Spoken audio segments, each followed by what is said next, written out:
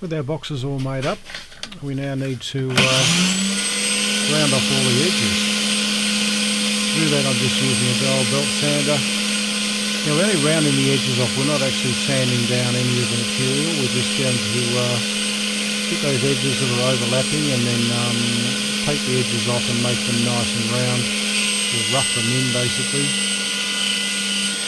So make them ready for the next step, which will be the orbital sander, which will smooth them right down. Then after we've done the orbital sanding, we'll use a little bit of sandpaper to try and rough the whole surface up a bit so the paint will adhere to it. Yeah, so just be careful not to get too carried away, or else you might go right through the edge of the box. Alright, so I'll move on to the next bit.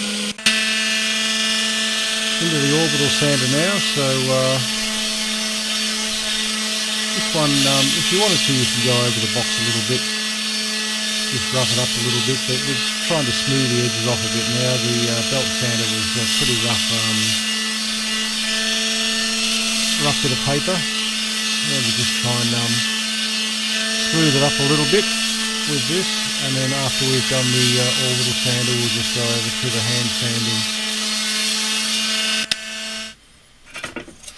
Yeah, with the orbital sanding all done, it's now down to hand sanding, so we really need to concentrate on those edges, just fine them up a little bit. This is basically our finishing sanding, just using a pretty fine grade paper, but also need to rough up the surface. I found this fiberglass stuff, shocking stuff to paint. It really is a bit of a nuisance. So we've got both the battery door and the main body door to do on the units, and we're also doing the body of the box, the bulk of the box with the sandpaper as well. Now once you've done all this, you can just clean it all up and get all the bits of dust and everything off, and you're ready for paint. I've done all the sanding down and roughing up. I'll give it another quick rub before I paint these, but it's time to mask everything up. I've got all the holes blocked up with masking tape. Oh, the camera's upside down. And I've got a wire coming out one of the holes on the end, so that I'll be able to hang up to paint.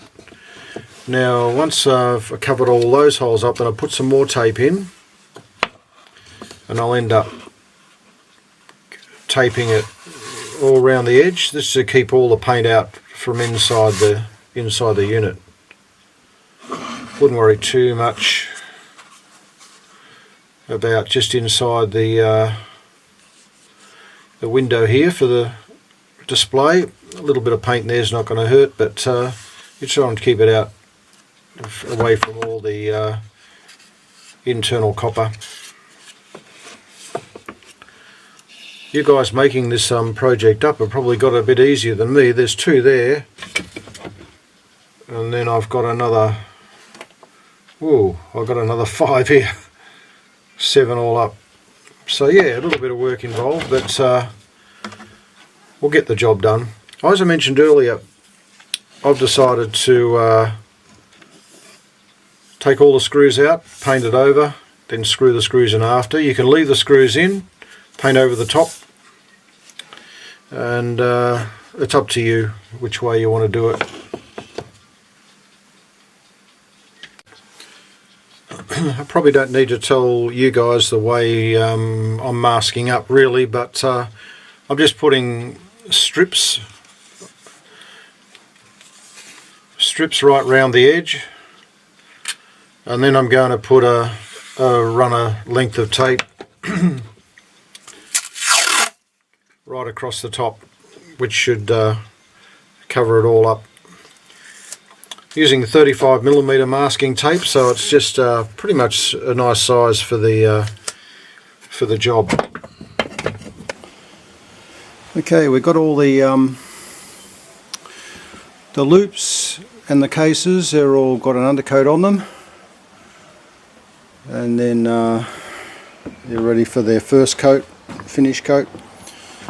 And we've got over here all the tops and the bottoms. These are the 5 units for the ARDF group, and they're going to be orange. And we'll come around here, we've got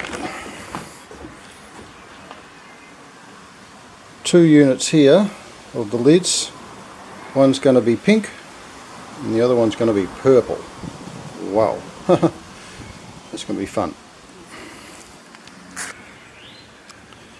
Not real happy with the coverage quality of the orange paint.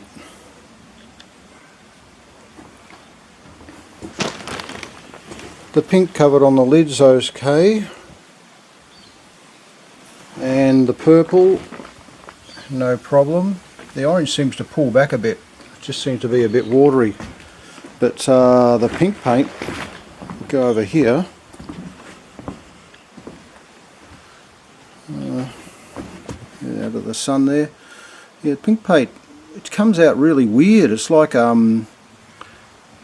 it's a baking sort of enamel type stuff. Purple comes out quite well on the box, but yeah, the orange is really thin. It pulls away from the edges where you've exposed a bit of fiberglass. Now we'll see how we go with this next coat. While we're waiting for the paint to dry, there's plenty of things to do here. I've made up these leads. These will all be my ground connections. I've decided to screw them onto one of the bolts coming through the cabinet rather than solder them on. A little bit of work involved here, but it's much easier in the long run to do it that way, I think anyway. These encoder pots need to have 2 of these terminals, a little bridge between 2, a little short between 2 of the terminals on those, so I've got to do them. The stereo sockets for the headphones, they've got to have a 10 NF capacitor put across 2 of the terminals. I don't have the capacitors, and I don't think the capacitors are in the kit, so you'll probably have to pick up some, or at least one 10NF, depends how many kits you bought, but yeah, you'll need a 10NF cap to go across there. So I'll get some of those tomorrow and sort that out. This one though I can do this, just put a short across the 2 of the terminals there. It's pretty straightforward. Right, let's get into it. Assembly time now. I'm going to start with the display first, but when you get the display out, Brian's made all these up and put the boards on the back of them.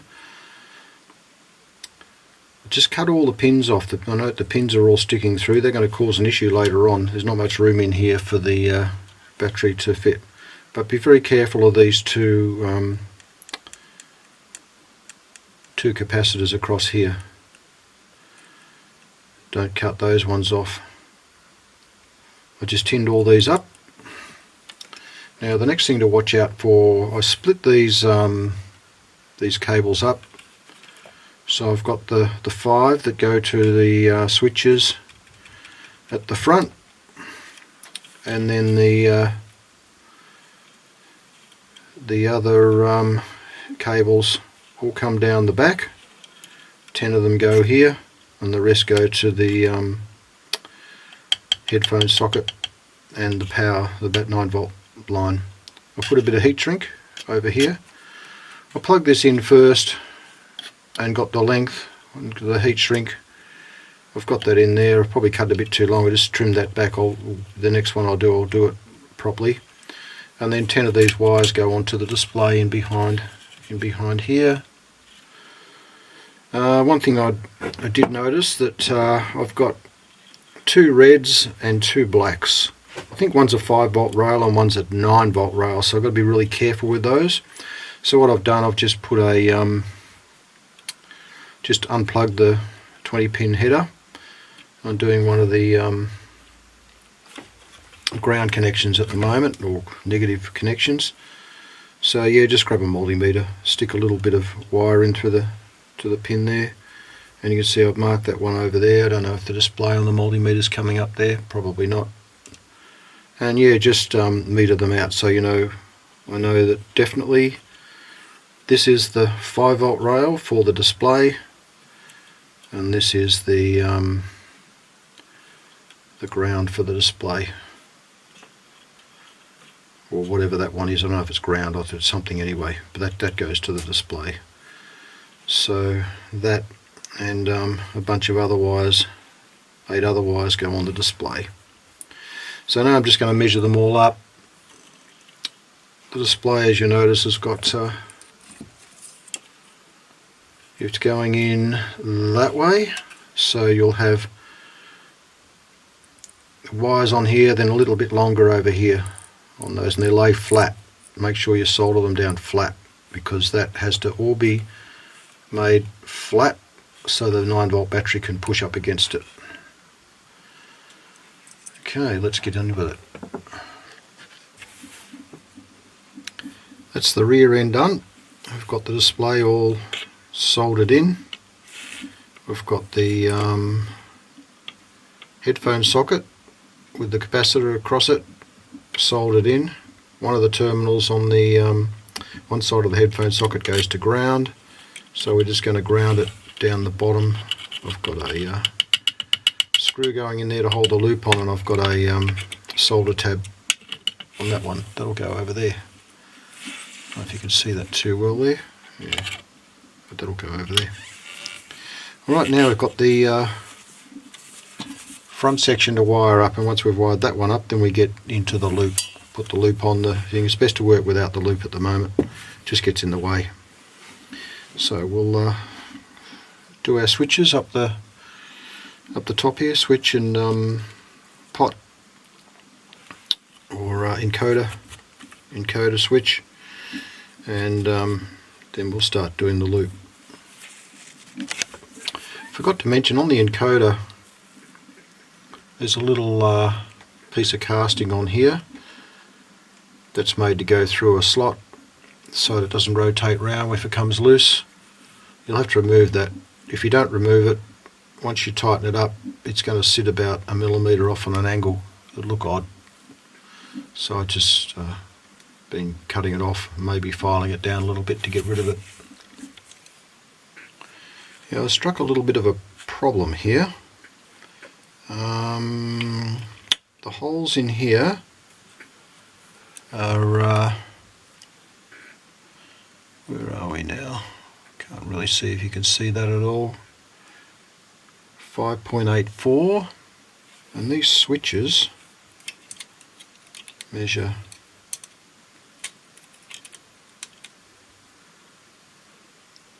just over 6 mils,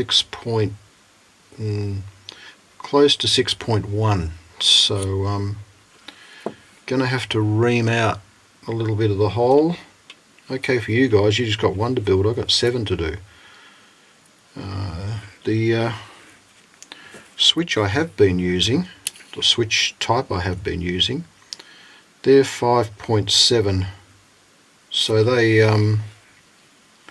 go straight in, no problem at all. But these ones, these two, the C and K switches, are just a little bit too big to fit. So I don't have a 6.1 drill bit. I've got 6 and 6.5, but what I might do is I just might twist a 6mm drill bit through it. Failing that, I'm going to have to file it a little bit out. Bit frustrating, but you get that. Okay, moving on. I sorted out the issue with the 2 switches. Both these are C and K brand.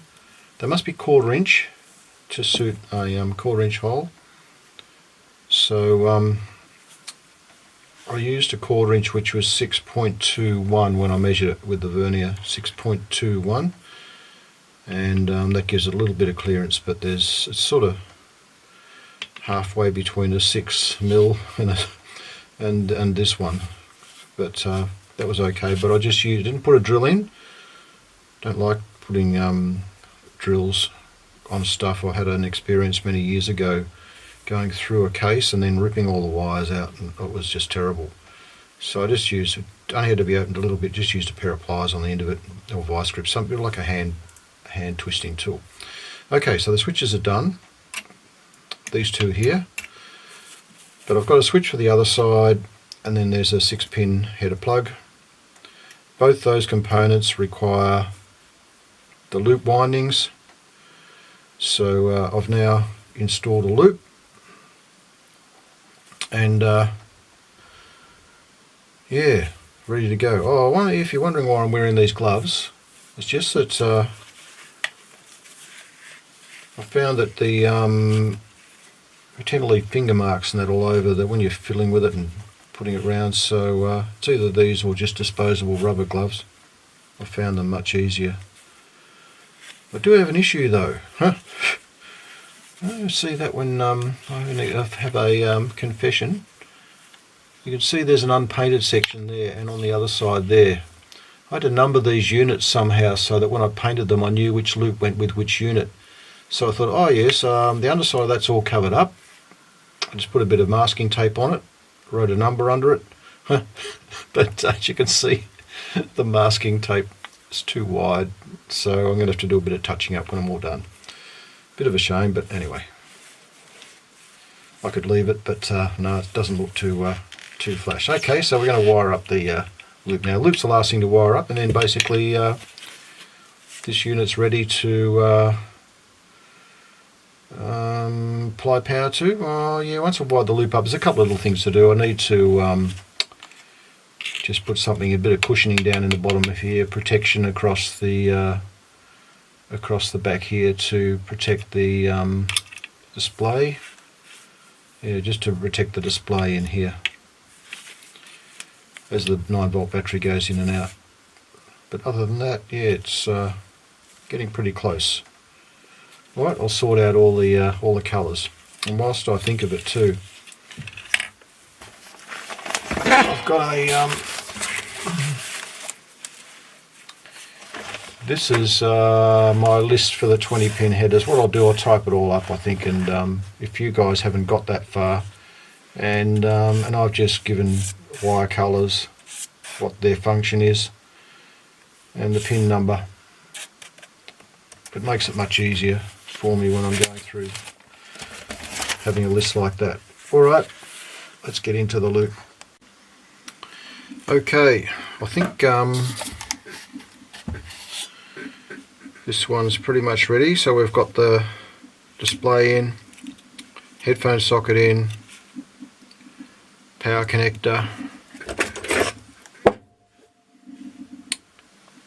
menu and attenuation switch, or multi-function switch as your menu option, and then you'll open the attenuation or other features. I haven't fitted this one here yet. That one's wired up so that it's hopefully in maximum whoopee mode the whole time, and then when you push the button it goes into bi-directional. So at the moment the sense antenna comes into play. Well, when you do put the sense antenna, don't forget to put the two little plastic spaces, one on the inside, one on the outside, to insulate the sense antenna from the rest of the case. 6-pin header plugs all made up, but I should have left the heat shrink a bit lower because it's coming up out past the edge of the case. Geez, a bit hard with the camera. Out past the edge of the case. I need to bend those over a little bit. I've got one wire left over here. That is the forward and reverse function, which we're not using, and I think I've got those two wires the right way around. I won't know until I test it out, but it's pretty much now ready to power up and tune up. Test it, power it up and tune it up, and then once I'm sure about that, I'll run the heat shrink over it, fit that switch, and then down the back here on the display, it needs to be covered up. All those wiring, the wiring all through here needs to be covered up. Yeah, so there we go. So I'm going to call this video quits at the moment, and maybe there is a little cap to go on top of here, a plastic box to go on top of here. and it normally has a screw coming out of here, or a standoff coming out of here. I've got this the wrong way around at the moment. I just realised that screw should be out the other way.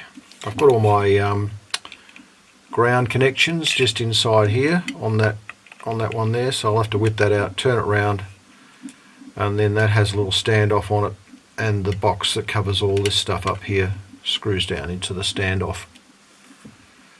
Alright, so that's one down, 6 to go.